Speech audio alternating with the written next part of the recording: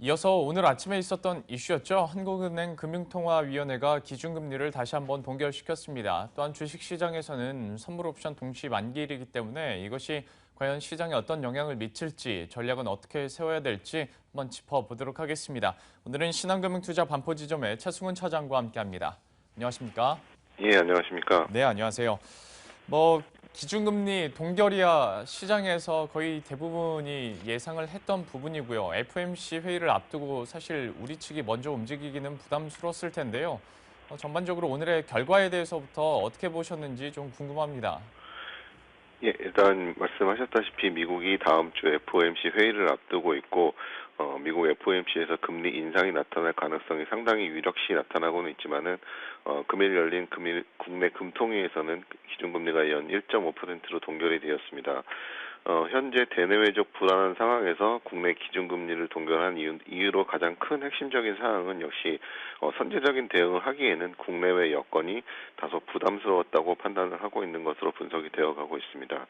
역시 미국이 금리 인상이 유력시 되고는 있지만은 최근에 유가 급락 등으로 인해서 신흥국의 불안이 추가적으로 확대가 되고 있고 국내 경기 같은 경우도 여전히 개선되는 기미가 크게 나타나지 않고 있기 때문에 그러한 부분에 있어서 금리 인상을 다소 부담스럽게 여긴 것으로 판단을 하고 있습니다. 또한 국내 가계부채 문제라든지 여전히 산적한 문제가 상당히 많기 때문에 이번 금리 동결은 그러한 부분에 있어서 좀 더 시장 상황을 관망을 하겠다는 의지로 좀 판단을 하고 있습니다.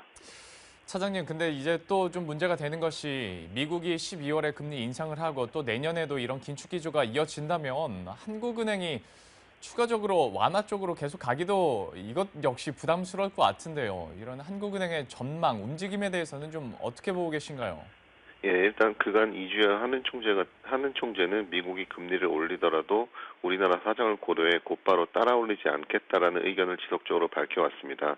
또한 미국 FOMC가 다음 주에 금리 인상이 위력시 되고 있는 상황이기는 하지만은 미국 옐런 의장 같은 경우도 금리의 급격한 상승보다는 시장 상황에 맞는 완화적인 스탠스를 취하겠다는 의견을 지속적으로 밝혀왔기 때문에 급격한 위축 통화 정책은 쓰지 않을 것으로 일단 판단을 하고 있습니다. 또한 국내 말씀드렸다시피 국내 경기 같은 부분도 여전히 개선되는 불씨가 크게 살아나지 않고 있고 또한 가계부채 문제가 지속적으로 드러나고 있기 때문에 국내 같은 경우는 금리 인상을 하기에는 미국보다 오히려 좀 더 큰 부담을 가지고 있는 상황이라고 판단을 하고 있습니다. 따라서 이번 금리 결정 때와 마찬가지로 시장의 신흥국 불안이라든지 대외적인 변수를 좀 더 고려해야 되는 상황이기 때문에 미국이 금리를 올리면서 내년 같은 경우에 위축되는 그 금리 통화 정책을 다소 가져간다고 하더라도 국내 시장 같은 경우는 좀 차별적인 흐름이 나타날 수 있다고 판단을 하고 있고 하지만 완화적인 정책보다는 그 글로벌 통화 정책과 좀 동조화된 흐름이 나타날 가능성은 있지만 좀 상황 판단은 좀 더 시기가 미뤄질 수 있다고 판단이 되고 있습니다. 예, 역시 시기적으로 좀 미뤄질 수 있다라고 얘기를 해주셨고요. 그렇다 보니까 또 잠시 후에 있을 금통위의 기자회견도 한번 저희가 유심히 내용 살펴봐야 될 것 같습니다. 이어서 선물 옵션 동시 만기 얘기를 해보도록 하겠습니다. 물론 만기일이긴 합니다만은 또 12월에 만기이다 보니까 좀 어떤 분들은 이제 또 기대감도 아직까지 좀 갖고 계신 것 같은데요. 오늘 장세 어떻게 예측하고 계신가요? 예, 일단 금일 프로그램 매도 물량의 출회는 다소 제한적인 수준에서 그치고 있는 상황이 좀 이어지고 있습니다. 여전히 국내 기업 실적 개선에 대해서는 신뢰도가 다소 떨어지는 상황이긴 하지만은 국내 기업들의 배당 성향이 증가하는 방향으로 나타나고 있기 때문에 외국인의 매수세가 다소 유입이 될 것이라는 분석도 일단은 나오고는 있는 상황입니다. 또한 외국인 같은 경우 현재 국내 주식 보유 비중이 최저 수준을 기록을 하고 있기 때문에 추가적인 물량 부담에 대해서는 다소 좀 리스크가 좀 줄어든 측면이라고 판단을 하고는 있습니다. 하지만은 여전히 국내 기업이나 다음 주 FOMC 같은 대내외적인 변수의 불안감이 지속이 되고 있기 때문에 다시 한번 매수세의 배당을 노린 대규모 매수세의 유입은 다소 좀 어렵지 않을까라고 판단을 하고 있고 다만 출회되는 물량도 다소 제한적일 것으로 예상을 하고 있습니다. 하지만 이러한 부분이 장중보다는 오히려 장 막판에 동시효과 시간에 좀 이루어질 가능성이 다소 크게 나타나고 있기 때문에 장중보다는 장 막판의 흐름에 좀 더 조심할 필요가 있어 보이고 그러한 부분은 장중에 베이시스 악화 여부를 좀 더 좀 세심하게 관찰할 필요가 있어 보입니다.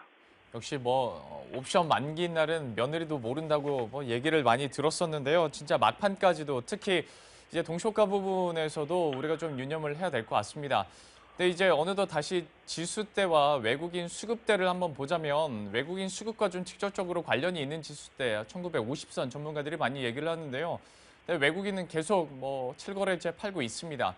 과연 이에 대해서 앞으로의 수급 전망과 함께 간단하게 다시 한번 좀 투자 전략 좀 세워주시죠.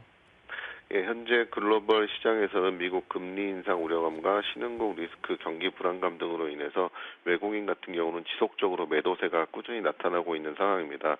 또 대내적으로도 상승에 대한 모멘텀이 부족한 상황이기 때문에 시장에서는 관망세가 꾸준히 유지될 가능성이 크다고 판단이 되고 있습니다. 외국인 같은 경우도 현재 시점에서 매수로 전환할 모멘텀이 다소 부족하다고 판단을 하고 있고, 기관 같은 측면에서도 여전히 국내 시장에 대한 좀 매수세 유입은 연기금을 제외하고서는 추가적으로 나타나기 힘든 상황이라고 판단을 하고 있습니다.